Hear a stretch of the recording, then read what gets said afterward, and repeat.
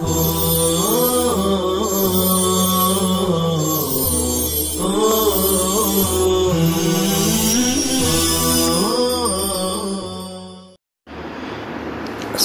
علیکم ورحمۃ اللہ وبرکاتہ۔ بسم اللہ الرحمن الرحیم۔ باب ما يحدثه الرجل في الطريق۔ راستے وغیرہ میں آدمی جو کچھ کرتا ہے ان چیزوں کا بیان۔ صاحب کتاب جب مباشرتاً قتل کے احکام سے فارغ ہو چکے تو یہاں سے اب ان قتل کے احکام کو بیان کر رہے ہیں جو ڈائریکٹ اور مباشرتاً قتل نہیں ہوتا بلکہ بالواسطہ ہوتا ہے، اور چونکہ جو بلا واسطہ ہو اس کا درجہ، اس کا مرتبہ پہلے ہوتا ہے چونکہ وہ اصل ہے، اور جو بالواسطہ ہوتا ہے وہ تابع ہونے کے درجے میں ہوتا ہے۔ اس لیے پہلے ڈائریکٹ قتل کے احکام کو بیان کیا، اس کے بعد قتل کے ان احکام کو بیان کرنے جا رہے ہیں جو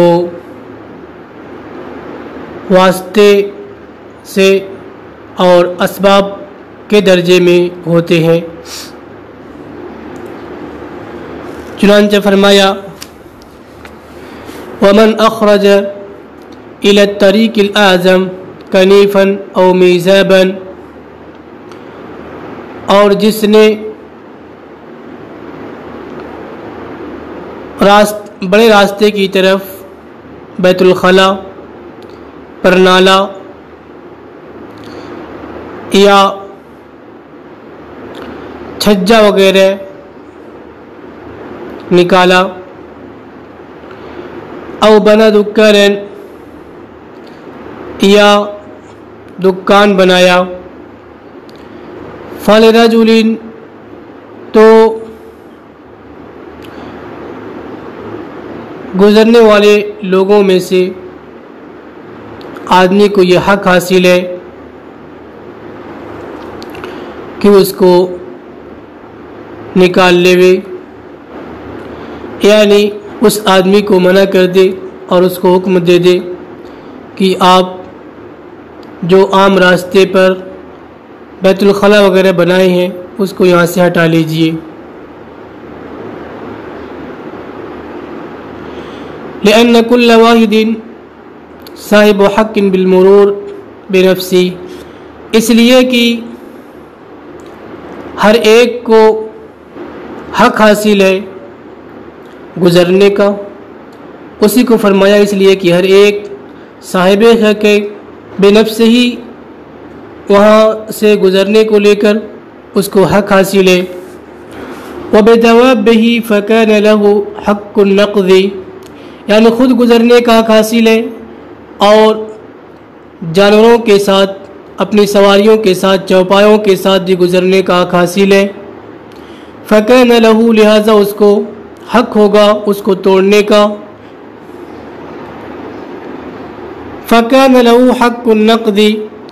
لہذا اسے توڑنے کا حق حاصل ہوگا، جیسا کہ ملکیت مشترکہ کے اندر ہر ایک کو حق نقض حاصل ہوتا ہے۔ اگر ان کے علاوہ کوئی اس میں دوسری چیز ایجاد کر دے، کوئی دوسرا آدمی اس میں کوئی چیز بنائے تو شرکا میں سے ہر ایک کو توڑنے کا حق حاصل ہوتا ہے۔ اسی طریقے سے حق کے مشترک کے اندر بھی ہر ایک صاحب حق کو حق حاصل ہوگا۔ قال، فرمایا وَيَسْعُ لِلَّذِي عَمِلَهُ أَن يَنْتَفِيَ بِهِ مَا لَمْ يَضُرَّ بِالْمُسْلِمِينَ، جس نے وہ کام کیا ہے تو اس کو گنجائش ہوگی جب تک مسلمانوں کے لیے مضر نہ ہو، یعنی گزرنے والوں کے لیے مضر نہ ہو، تو اس سے فائدہ اٹھا سکتا ہے، اس لیے کہ اس کو حق مرور حاصل ہے اور اس میں کوئی ضرر بھی نہیں ہے۔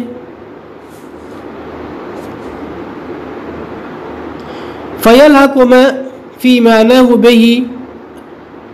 إِذِ الْمَانُ مُتَعَنِّتٌ إِذَا أَضَرَّ بِالْمُسْلِمِينَ كَرِهَ لَهُ ذَلِكَ، لہذا اس لیے کہ اس کو حق مرور حاصل ہے اس کے اندر، لہذا حق مرور کے ساتھ اس چیز کو بھی لائق کر دیا جائے گا جو اس کے معنی میں ہو۔ اذ المعنی، اس لیے کہ معنی متعنت ہے، یعنی اس کو سرکش شمار کیا جائے گا۔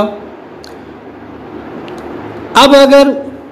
مسلمانوں کے لیے مضر ہو، گزرنے والوں کے لیے مضر ہو، تو ایسا کرنا اس کے لیے مکروہ ہے، لقول علیہ السلام، آپ علیہ السلام کے اس فرمان کی وجہ سے لا ضرر ولا ضرار فی الاسلام، کہ اسلام میں ضرر اور ضرار نہیں ہے، یعنی کوئی بھی آدمی اپنے بھائی کو نقصان نہ پہنچائے۔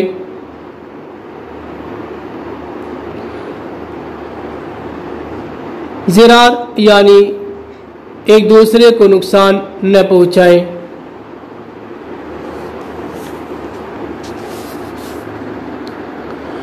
قال وليس لأحد من أهل الدرب الذي ليس بنافذ، اور اہل درب میں سے یعنی جو چھوٹی چھوٹی گلیاں ہوتی ہیں، کسی کو حق حاصل نہیں ہے، اور اہل درب جو درب کی نافذ نہ ہو، یعنی عام راستہ نہ ہو، عام گلی نہ ہو، اس میں سے کسی کو حق حاصل نہیں ہے کہ اس میں بیت الخلا بنائے یا میزاب بنائے مگر ان کی اجازت سے، لأنها مملوکۃ لہم، اس لیے کہ وہ ظاہر سی بات ہے کہ ان کی ملکیت میں ہے، ولہذا وجبت الشفاء، اور اسی وجہ سے ان کے لیے شفاء بھی واجب ہے ہر حال میں۔ فلا يجوز التصرف، تو ایسا تصرف جائز نہیں ہے جو ان کے لیے مضر ہو یا مضر نہ ہو مگر ان کی اجازت سے، چونکہ انہیں ملکیت حاصل ہے لہذا ان کی اجازت ضروری ہوگی۔ وفی الطریق النافذ، اور راستے جو عام ہوتے ہیں، یعنی اس راستے سے نکل کر آدمی دوسرے راستے پہ پہنچ سکتا ہے، دوسری جگہ جا سکتا ہو، تو یہ طریق نافذ ہو گیا۔ اور طریق نافذ میں اس کو تصرف کا حق حاصل ہوگا مگر جب کہ مضر ہو۔ اگر مضر ہوگا یعنی ایسی چیز بنایا جس کی وجہ سے گزرنے والوں کا ضرر ہو رہا ہے، ایسی صورت میں پھر اس کے لیے اس راستے میں بھی کوئی چیز بنانا جائز نہیں ہے۔ لأنه يتعذر الأصول، اس لیے کہ ہر ایک سے اجازت لینا متعذر ہے، مشکل ہے، لہذا ہر ایک کے حق میں ایسا کر دیا گویا کہ وہ تنہا مالک ہے حکماً،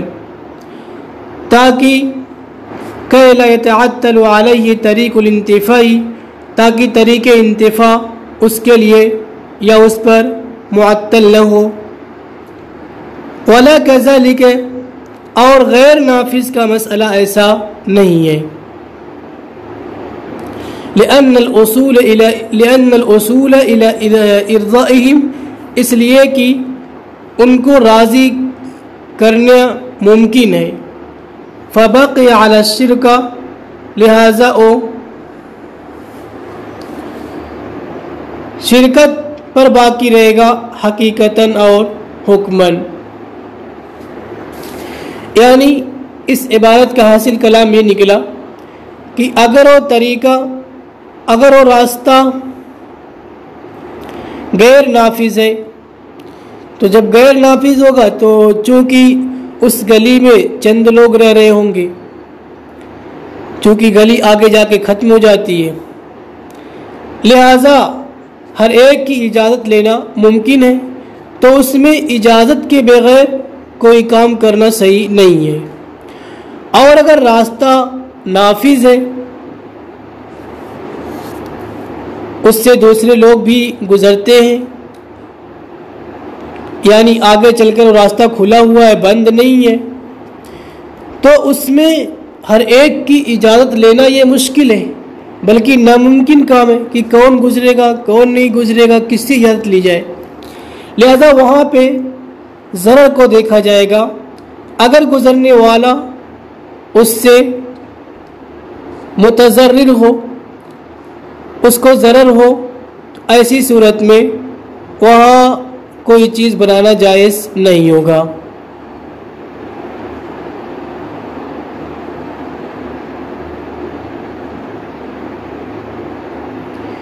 آگے فرماتے ہیں قال وَإِذَا أَشْرَعَ فِي الطَّرِيقِ رَوْشَنًا أَوْ مِيزَابًا، اور جب راستے میں روشن دان کھولا، میزاب بنوایا یا اس جیسی کوئی چیز بنوایا،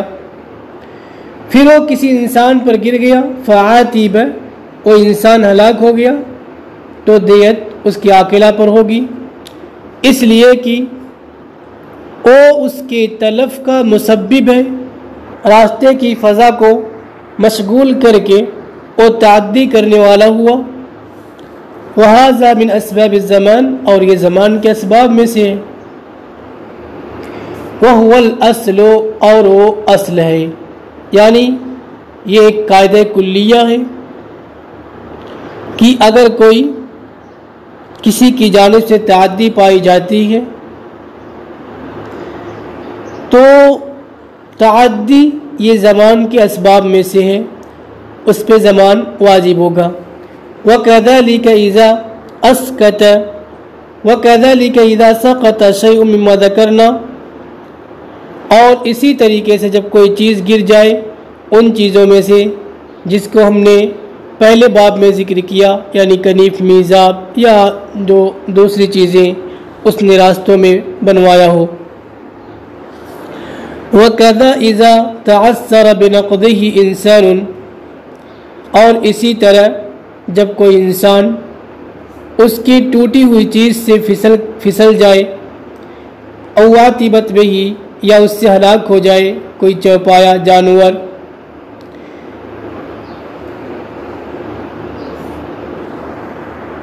وَإِنْ عَثَرَ بِذَلِكَ رَجُلٌ، اور اگر اس کے ٹوٹن سے، ٹوٹی ہوئی چیز سے کوئی آدمی پھسلا اور دوسرے پر گر گیا، دونوں مر گئے، تو زمان اس پر ہوگا جس نے ان چیزوں کو بنوایا ہے، اور دونوں صورتوں کے اندر یعنی زمان اس پر ہوگا جس نے ان چیزوں کو بنوایا ہے، فیہما، دونوں صورتوں کے اندر، لأنہ یسیر کالدافع، اس لیے کہ یہ آدمی یعنی جو بنوانے والا ہے تو گویا کہ وہ اس آدمی کو دھکا دینے والا ہو گیا اس پر، اور اگر کسی نے ایک آدمی کو دھکا دیا، وہ آدمی دوسرے پر گر گیا، دونوں مر گئے، تو دھکا دینے والے پر زمان آتا ہے۔ وَإِنْ سَقَطَ الْمِيزَابُ، اور اگر میزاب گر جائے تو دیکھا جائے گا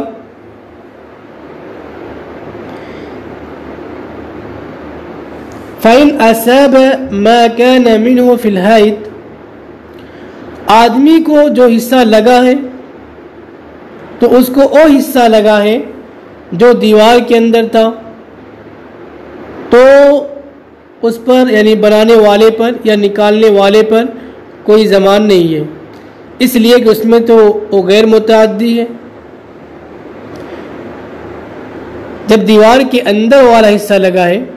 تو دیوار کے اندر تو اس کی ملکیت حاصل ہے، جب اس کو ملکیت حاصل ہے تو اپنی ملکیت میں کچھ بھی کر سکتا ہے۔ وَإِنْ أَصَابَهُ مَا كَانَ خَارِجًا مِنَ الْحَائِطِ، اور اگر اس کو وہ حصہ لگا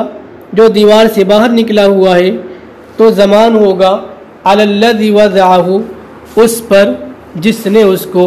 لگایا ہے، رکھا ہے، لِكَوْنِهِ مُتَعَدِّيًا فِيهِ، اس لیے کہ وہ اس کے اندر متعدی ہے۔ وَلَا ضَرُورَةَ، اور اس کی کوئی ضرورت نہیں تھی، اس لیے کہ اس کے لیے یہ ممکن تھا کہ اس کو دیوار کے اندر لگا دیتا۔ وَلَا كَفَّارَةَ عَلَيْهِ، لیکن اس پر کوئی کفارہ نہیں ہوگا اور وہ میراث سے محروم بھی نہیں ہوگا، اس لیے کہ کفارہ یا میراث سے محرومی اس کے لیے ہے جو حقیقت میں قاتل ہوتا ہے،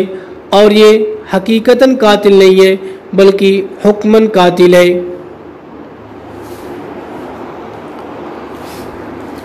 وَلَوْ أَصَابَهُ الطَّرَفَانِ جَمِيعًا، اور اگر اس کو دونوں حصے لگے، دیوار کے اندر کا بھی اور جو نکلا ہوا حصہ ہے وہ بھی لگا، وَعُلِمَ ذَلِكَ، اور یہ چیز معلوم ہے، یعنی دونوں حصہ لگائے، وَجَبَ النِّصْفُ، تو نصف دیت واجب ہوگی اور نصف ختم ہو جائے گی۔ جیسا کہ جب اس کو درندہ جانور اور انسان نے زخمی کر دیا تو نصف دیت واجب ہوتی ہے۔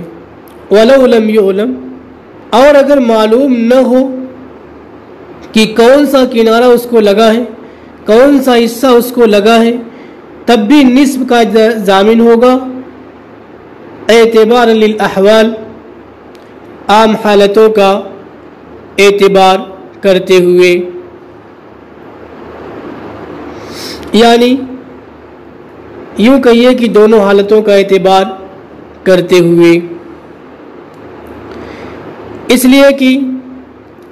دیوار کے اندر والا حصہ جو ہے اگر اس کا اعتبار کریں گے تو کچھ بھی واجب نہیں، باہر والے کا اعتبار کریں گے تو پوری دیت واجب ہوگی۔ تو اس لیے دونوں طرفوں کا اعتبار کرتے ہوئے آدھی دیت واجب کی جائے گی۔ السلام علیکم ورحمۃ اللہ وبرکاتہ۔